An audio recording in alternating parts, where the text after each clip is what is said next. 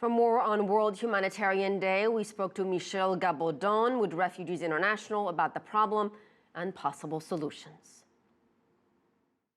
On Humanitarian Day, what we try is to do two things. One is, of course, to recognize the scale of humanitarian dramas in the world, but also to honor the people who are trying to provide some succor, some relief to the victims of conflict. So a wreath will be laid in the UN in New York to recognize that. But I think more importantly, the UN is trying to say, well, we had World Humanitarian Summit a few months ago in Istanbul. We agreed on an agenda for humanity. Let us work, put enough pressure so that the 5 key components of the agenda are respected.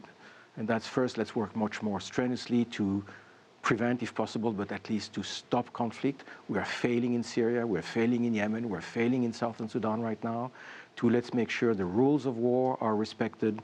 The number of medical facilities that have been targeted in the past years have increased. It's totally against the most basic rules of war. The number of civilians who are directly targeted, again, is completely against the rules of war. So let's make sure that the rules of war are better respected. Let's make sure that the most vulnerable are given priority.